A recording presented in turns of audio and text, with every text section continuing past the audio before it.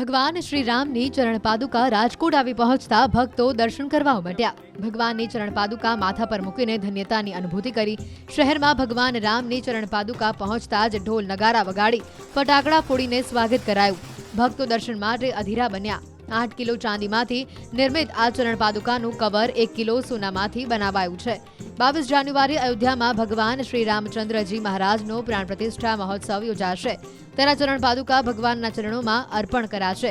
આંધ્રપ્રદેશના શ્રીનિવાસ શાસ્ત્રીએ પોતાના ફાઉન્ડેશન વતી રામ મંદિરના શિલાન્યાસ વખતે ચાંદીની 5 ઈંટો આપી હતી। બાદમાં ચરણ પાદુકા બનાવીને તેને માથા પર મૂકી તેમણે 41 દિવસ સુધી અયોધ્યાનું ભ્રમણ કર્યું। બાદમાં તમિલનાડુના રામેશ્વરથી ચરણ પાદુકા લઈને તેઓ ભારત ભ્રમણ પર નીકળ્યા છે। હાલ તેઓ દેશના દરેક મોટા મંદિરોમાં પાદુકા લઈને પધરામણી કરે છે।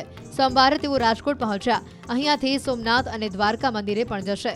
મંગલ ભવન અમંગલ હારી દ્રવહુ સુદશરથ અજર વિહારી।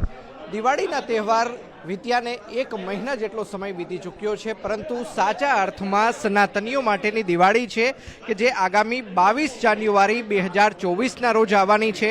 જી હા, હાલ અત્યારે આપ જે ચરણ પાદુકા જોઈ રહ્યા છો, આ ચરણ પાદુકાને અયોધ્યા સ્થિત જે નવનિર્મિત જે રામ મંદિર છે, આ રામ મંદિરની અંદર ભગવાન રામચંદ્રજીની જે મૂર્તિ છે ત્યાં ગર્ભગૃહની અંદર આ જે ચરણ પાદુકા છે કે જેને 2 મહિનાથી પણ વધુનો સમય બનાવવામાં લાગ્યો છે। 7 કિલો ચાંદીનો ઉપયોગ કરવામાં આવ્યો છે। સાથોસાથ કહી શકાય કે આની ઉપર 1 કિલો સોનાનું જે વરખ છે તે પણ ચડાવવામાં આવશે।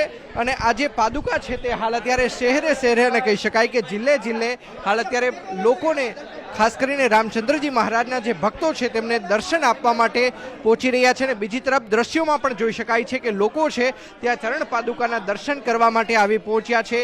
સનાતનીઓ માટે સાચી દિવાળી છે તે આગામી 22 જાન્યુઆરી 2024ના રોજ અયોધ્યા રામ મંદિરની અંદર કે જ્યારે ભગવાન રાઘવેન્દ્ર સરકાર છે તે ભગવતી મા જાનકી સાથે જ્યારે બિરાજશે ત્યારે જ સાચા અર્થમાં સનાતનીઓની જે દિવાળી છે તે ઉજવાશે। અયોધ્યા ખાતે રામચંદ્રજી મહારાજની છે લાકડાની પાદુકા। તેની આબેહૂબ પ્રતિકૃતિ બનાવવામાં આવી। લાકડાની પાદુકામાં જે પ્રકારે અક્ષતકુંભ, ધ્વજ, સૂર્ય, ચંદ્ર, ઓમ, સ્વસ્તિક, ગદા આ સહિતના ચિહ્નો છે એ જ પ્રકારના ચિહ્નો ગર્ભગૃહમાં રાખવામાં આવનારા સોના ચાંદીની ચરણ પાદુકામાં પણ બનાવવામાં આવ્યા છે। अयोध्या को 41 दिन परिक्रमा किया सिर पे रख के। बाद में देश में हर मंदिर में बड़ा मंदिर में पूजन करके अभी राम जी ने कैसा नीचे गया अरण्यवास में वही रास्ते से अभी पैदल से जा रहा हूँ। रामेश्वर से 4 महीने का पहले शुरू किया। अभी 3600 किलोमीटर आ गया हूँ, आ चुका हूँ। अभी यहाँ इधर आके सोमनाथ द्वारका दर्शन करके फिर पीछे जाकर चित्रकूट से फिर पाद यात्रा शुरू करता हूँ।